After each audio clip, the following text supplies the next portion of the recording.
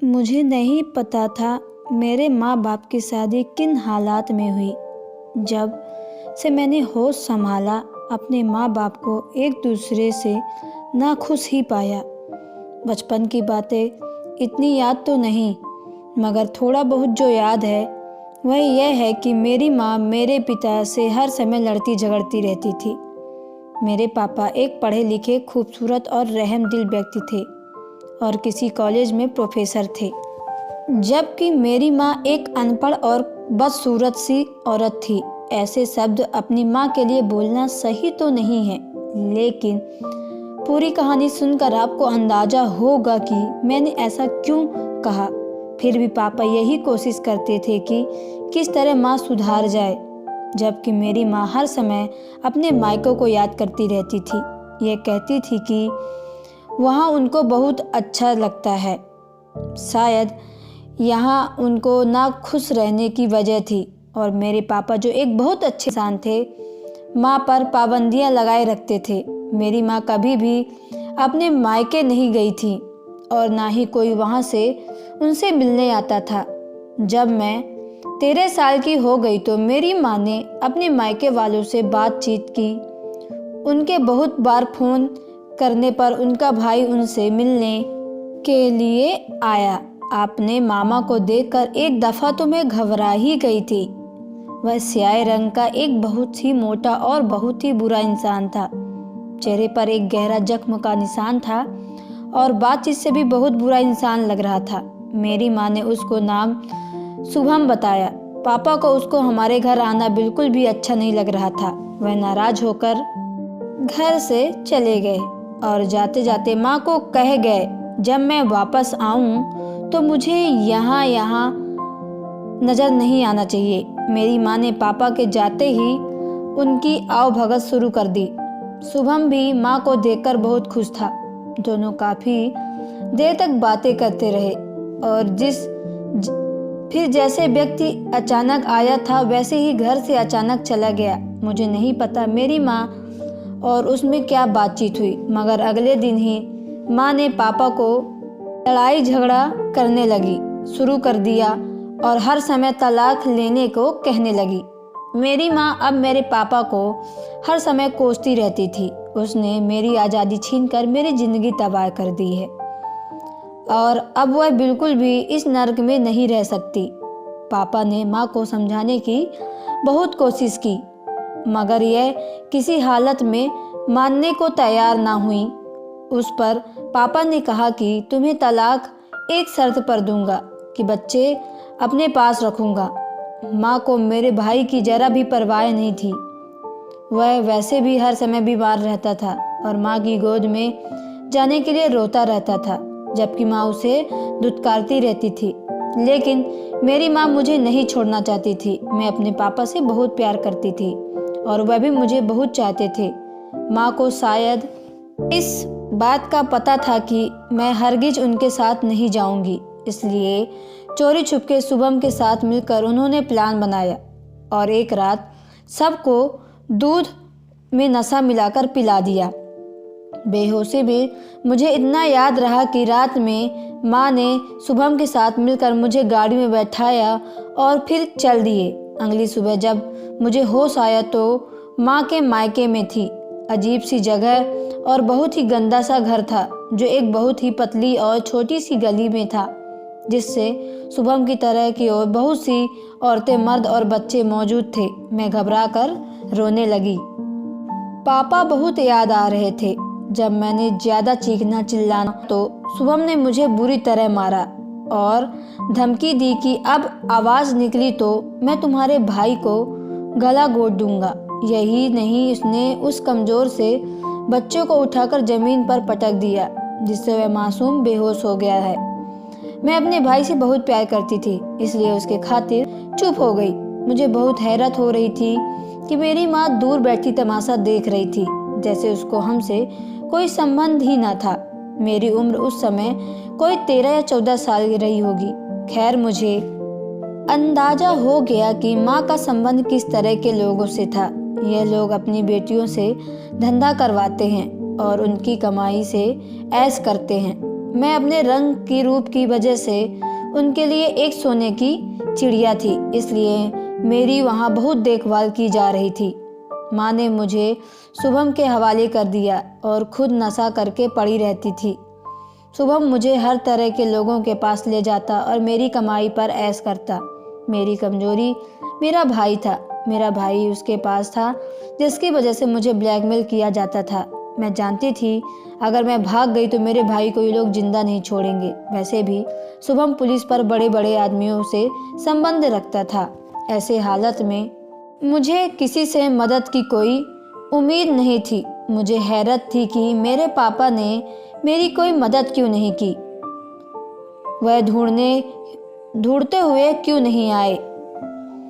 मैं इस जिंदगी से बहुत नफरत करने लगी थी और हर समय ऊपर वाले से प्रार्थना करती रहती थी, मुझे इस नर्क जैसी जिंदगी से छुटकारा दे दे। ऊपर वाले ने मेरी प्रार्थना सुन ली।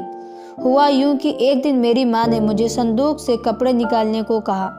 मैंने संदूक खोला तो उसमें एक पुरानी सी एल्बम पड़ी थी जिसमें मेरे पापा की तस्वीर थी।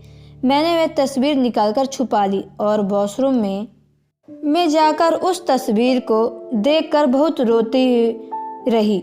मेरे आंसुओं से वह तस्वीर भीग गई और तस्वीर के भीगने से उस पर लिखा हुआ एक टेलीफोन नंबर सामने आ गया, जिसकी स्याही मिट चुकी थी, लेकिन पेन से दबाव से पढ़ने वाले निशान अभी भी बाकी थे। मैंने वह नंबर याद कर लिया और अपने पापा की वह तस्वीर छुपा ली। अब मैं इस इंतजार में रहने लगी कि इस नंबर पर कॉल करूं और देखूं कि आखिर ये किसका नंबर है। एक दिन मुझे मौका मिल ही गया। शुभम एक व्यक्ति को लेकर आया। वह शराब के नशे में धुत था। मेरे पास आते ही वह सो गया। उसका मोबाइल उसके हाथ में था। मैंने वह नंबर मिलाया तो दूसरी तरफ किसी बूढ़ी औरत ने फ़ोन उठाया। मैंने अपने पापा का नाम लेकर रोना शुरू कर दिया।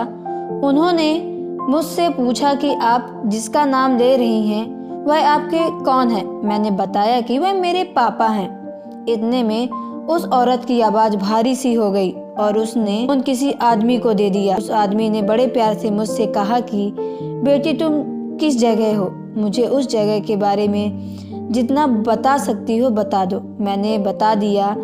उसने मुझसे कहा कि यह बात किसी को पता नहीं चलनी चाहिए कि तुम्हारी हम लोगों से कोई बात हुई है। उसके बाद टेलीफोन बंद हो गया। मुझे डर था अगर सुबह यह बात शुभम को पता चली तो क्या होगा। सुबह होते ही मेरे कमरे का दरवाज़ा ज़ोर ज़ोर से बजने लगा। मैंने घबरा कर दरवाज़ा खोला तो शुभम और मेरी माँ की दुख भरी शक्ल नजर आई। उन्होंने मुझे जल्दी से पीछे दरवाजे से निकालने को कहा। जैसे ही हम पिछले दरवाजे पर पहुँचे तो गली में पुलिस की गाड़ियाँ नजर आई। हम वापस पलटे मगर तब तक बहुत देर हो चुकी थी। पुलिस के सिपाही हमारे सर पर पहुंच चुके थे। उन्होंने फौरन मेरी माँ को गिरफ्तार किया और थाने ले गए। वहाँ पर एक बूढ़ी औरत, एक बूढ़ा आदमी मौजूद था। उनका चेहरा मेरे पापा जैसे लग रहा था। मैंने रोना शुरू कर दिया। उस औरत ने फौरन मुझे अपने सीने से लगा लिया। अब मुझे तसल्ली दी। थानेदार ने हमें फौरन उन दोनों के हवाले कर दिया गया। वह लोग हमें एक आलीशान हवेली में ले गए। हवेली की हर दीवार पर मेरे पापा की जवानी की तस्वीर लगी हुई थी। मेरे पूछने पर उन्होंने बताया कि वह दोनों मेरे दादा दादी थे। मुझे बहुत खुशी हुई कि कोई तो अपना मिला। बाकी की कहानी मुझे बाद में। मेरे दादा और पापा एक बड़े बहुत अच्छे व्यक्ति थे। किसी बात पर उनका दादा से झगड़ा हुआ तो उन्होंने घर छोड़कर दिया। जिद्दी इतने थे कि फिर बात तक ना की। मेरे दादा ने मुझे बहुत ढूंढा मगर कामयाब ना हुए। उस बीच मेरे पापा ने मेरी माँ से शादी कर ली और शादी के 1 साल बाद मेरा जन्म हुआ तो मेरे पापा को अपनी गलती का एहसास हो गया, मगर मेरी वजह से मेरी माँ को नहीं छोड़ सकते थे और मेरी माँ को कोई वजह नहीं थी, अपने खानदान में वापस नहीं जा सकती थी। खैर, हम बहन भाई को अपने दादा के घर में सुकून मिल गया और थानेदार के पूछने पर शुभम और मेरी माँ ने बताया कि उस दिन मुझे किडनैप किया गया था तो दोनों ने मिलकर मेरे प्यारे से पापा का गला घोट दिया था। मेरे दादा ने उन पर केस कर दिया और दोनों को फांसी की सजा हो गई। इस कहानी में 10 साल बीत गए और मेरी दादी मेरे दादा के दूर के रिश्तेदार के बेटे से हो गई और मैं अपने पति और बच्चों के साथ बहुत खुश थी और बहुत अच्छी ज़िंदगी गुजार रही हूँ। दादा ने मेरे भाई को पढ़ने के लिए अमेरिका भिजवा दिया और अब मुझे अपनी ज़िंदगी से कोई शिकायत नहीं है और अब मैं हर समय ऊपर वाले का धन्यवाद करती रहती हूँ। मगर एक दुख था अब भी मेरे दिल में बाकी है कि आखिर मेरी माँ ने ये सब क्यों किया मेरे पापा के साथ। उन्हें क्या तकलीफ थी? उन्हें एक इज्जत की ज़िंदगी मिल रही थी।